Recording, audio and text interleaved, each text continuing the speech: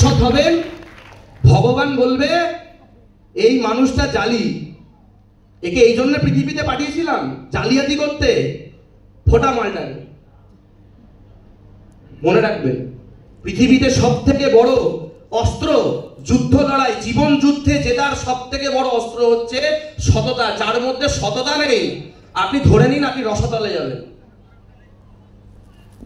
আপনার নিজের ভেতরে কনফিডেন্স থাকতে হবে, ড্রিম থাকতে হবে, সিনিয়রের প্রতি সম্মান থাকতে হবে, ভালোবাসা থাকতে হবে, শ্রদ্ধা থাকতে হবে, ভক্তি থাকতে হবে, এবং নিজের কাজের প্রতি আর নিজের প্রতি ভালোবাসা থাকতে হবে। অনেক মানুষের সিনিয়রের প্রতি থাকে, সবকিছুর প্রতি থাকে, নিজেরই প্রতি আর নিজের কাজের প্রতি কোনো ভালোবাসা থাকে না।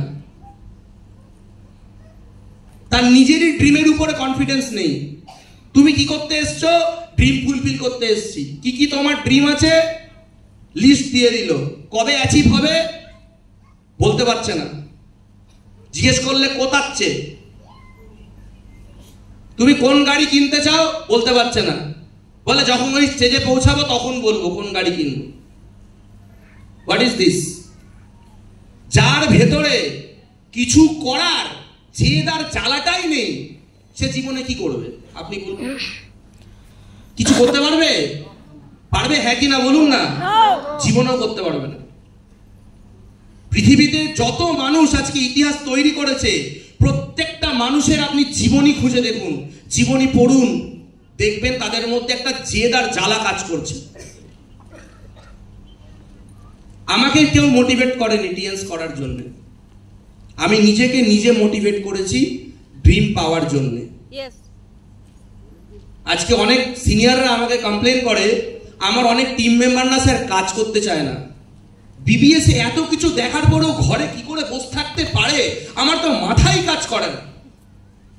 তো তখন সেই সিনিয়রদেরকে আমি বলি, যাদেরকে তুমি দেখছো যে বিবিএস দেখার পরেও, এত কথা শোনার পরেও, এত অ্যাচিভমেন্ট দেখার পরেও তারা ঘরে গিয়ে বসে রয়েছে, সেই গার্লফ্রেন্ডকে ফোন করছে, সেই বয়ফ্রেন্ডকে ফোন করছে, সেই ফেসবুক করছে, সেই বদমাইশি করছে, সেই ফাঁকি মারছে, তারা কারা? তোমার নজরে তারা ডিস্ট্রিবিউটার, কোম্পানির নজরেও তারা ডিস্ট্রিবিউটার। তোমার নজরে তারা টিম মেম্বার, কোম্পানির নজরেও তারা তোমার টিম মেম্বার, কিন্তু অ্যাকচুয়ালি তারা কারা?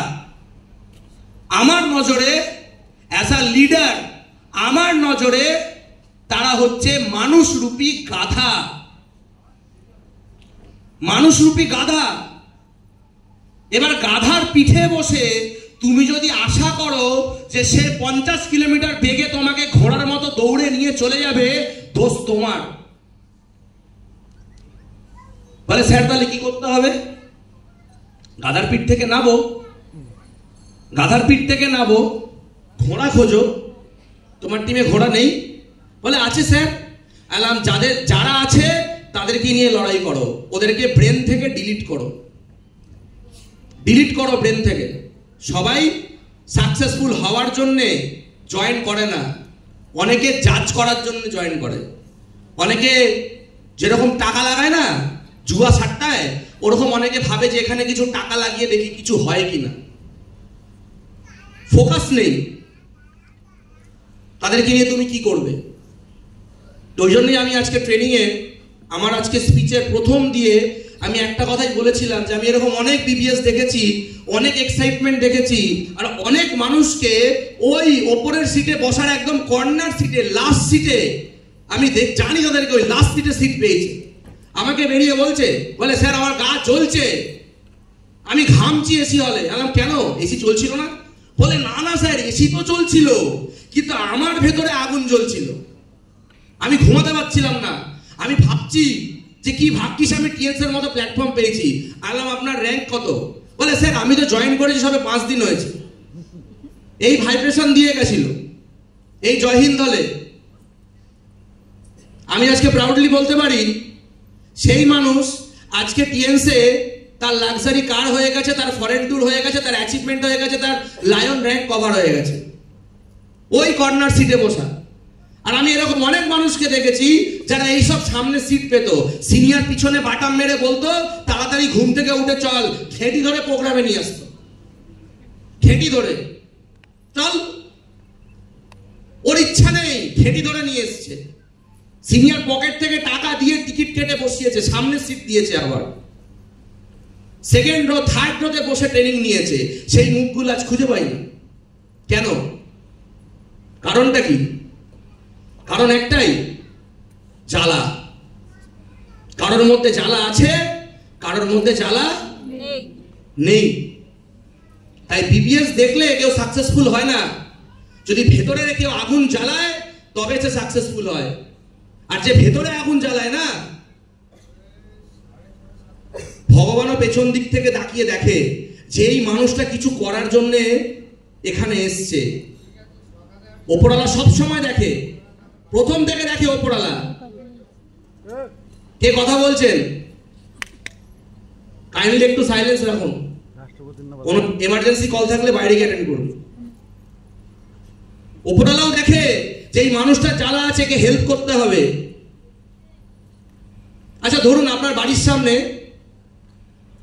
অনেক সময় ভিখারি আসে, তো আসে কি আসে না? Yes or no? ভিখারি আসে। অনেকে দরজা খটখট করে, বলে বলে কিছু দাও। তা আমরা বলি মাফ করো, এখন আমাদের কাছে কিছু নেই, ও চলে যায়। কিন্তু অনেক সময় অনেক ভিখারি এসে অনেক কান্নাকাটি করে। করে কি করে না? করে কি করে না? Yes or no? করে কি করে না? Yes or no? না, আমি কিছু খেতে দাও, আমি কিছু পাইনি, আমার খুব খিদা, আমাকে কিছু খাবারই দাও। মানে সে যাবে না, ওকে কিছু না কিছু দিতে হবে। বলে একটা কাপড় দিয়ে দাও, একটু খাবার থাকলে দাও, না হলে অন্তত 10টা টাকা দাও, আমি কিছু কিনে খাই। ঘ্যান ঘ্যান প্যান প্যান করে। তখন আমরা কি করি? কি করি? তাকে আমরা দিয়ে দিই, যাও নিয়ে যাও। কেন দিই? এতবার করে বলছে যখন আমরা বুঝতে পারি যে না, সত্যিকারের মানুষটার পেটে খিদে আছে। ঘরে রান্না থাকলে অনেক সময় আমি আমার মাকেও দেখেছি যে চাল রান্না করেছে, সেখান থেকে এক বাটিতে একটু মাংস রান্না করে দেখি মেখে 2 পিস মাংস পর্যন্ত ভিখারিকে দিচ্ছে খাওয়াতে। আমি বললাম, মা মাংস দিয়ে দিলে? আমাদেরই এত কষ্টের সংসার। বলে দেখ না, কান্নাকাটি করছে, বসে আছে ওখানে। বলছে মা কিছু না দিলে আজকে মরে যাবো, 3 দিন ধরে খাইনি। ওর কষ্ট আমি আর দেখতে পাচ্ছি না, তাই মা পাতের থেকে মাংস তুলে রেখে দিয়ে দিচ্ছে। তো গফুর কি বলেছিল? আমাদের মা যত বেশি আমাদেরকে ভালোবাসে, হাদিসে লেখা আছে ভগবান আমাদেরকে তার থেকে 70 গুণ বেশি ভালোবাসে। Yes or no? তো আজকের ডেটে কেউ যদি ভগবানের কাছ